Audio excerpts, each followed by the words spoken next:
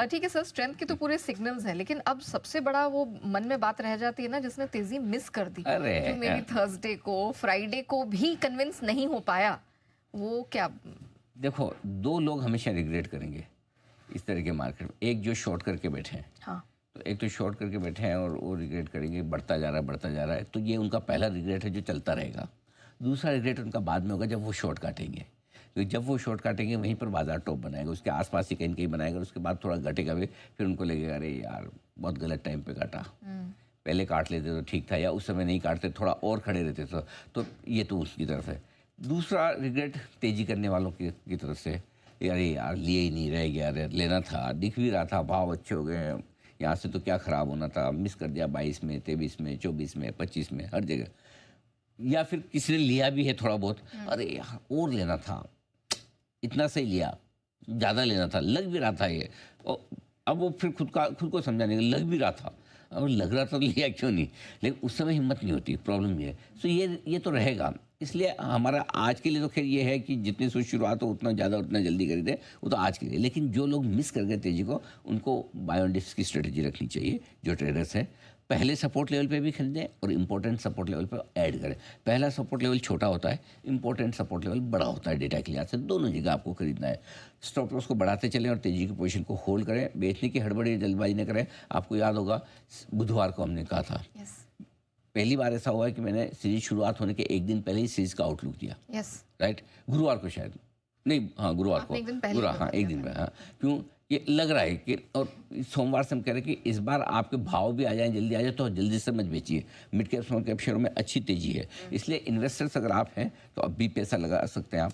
Mid cap small cap शेयरों में बढ़िया तेजी रहेगी, जुलाई का महीना इनके नाम पर रहेगा, मिड कैप स्मॉल कैप चलेंगे। और अब जिस तरह से लार्ज के अच्छे लेवल पे आ गए, मजबूत फंडामेंटल वाले और अच्छी नतीजे वाली कंपनियां जो मिड कैप और स्मॉल कैप स्पेस से है, इनमें तेजी होनी है, इनको कोई नहीं रोक सकता। यहाँ पर आप पैसा लगाइए। और जो हमें पसंद है NBFC, bank, defence, PSU, market infra वाली कंपनियां, ये हमारी सदाबहार है। इनको जब आपका मन करे जैसा करे, जिस समय आपको थोड़ा लगे कि माहौल ठीक है, थोड़े करेक्ट हो गए हैं, या जब जैसा मूड करे वो लीजिए।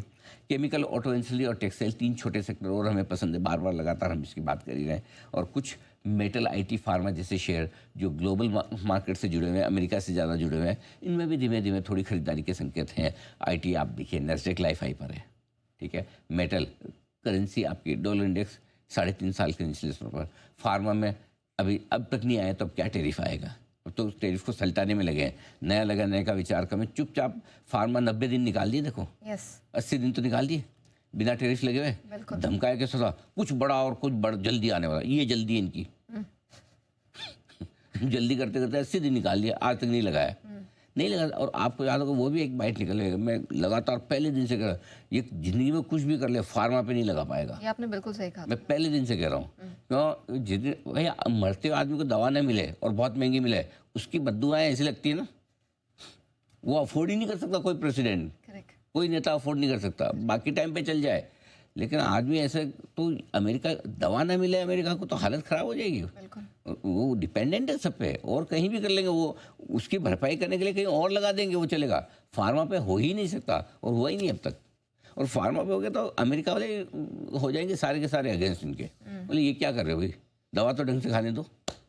सो अब ये सेक्टर्स हैं जहाँ अच्छा मूड बन सकता है। इनफैक्ट इससे पहले आगे बढ़ें, टोरेंट फार्मा रिकमेंडेशन पिछले हफ्ते ही सर की तरफ से आई थी, और क्या धमाकेदार परफॉर्मेंस वहां पर भी देखने को मिला है। देख लीजिए क्या रिकमेंडेशन थी टोरेंट फार्मा पर।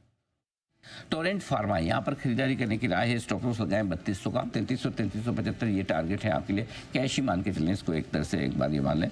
JP मॉर्गन की तरफ से एक अपग्रेड आया है, उन्होंने 3650 से टारगेट बढ़ाकर 3800 की अच्छी रिपोर्ट लिखी है, असर दिखना चाहिए।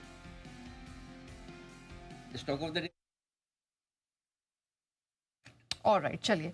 तो सर टोरेंट की ये पिक तो बहुत जबरदस्त गई, लेकिन टोरेंट पे कुछ और डेवलपमेंट भी है सर, बताएं जरा। JB केमिकल का पूरा बिजनेस टोरेंट फार्मा एक्वायर कर रही है। ये बड़ा डेवलपमेंट वीकेंड पे होता हुआ दिखा, लंबे समय से इसकी बात चल रही थी।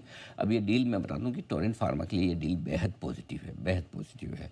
और डील होने के बाद टोरेंट फार्मा देश की 5वीं सबसे बड़ी फार्मा कंपनी बन जाएगी, जो अभी 7वें या 8वें नंबर पर, ठीक है।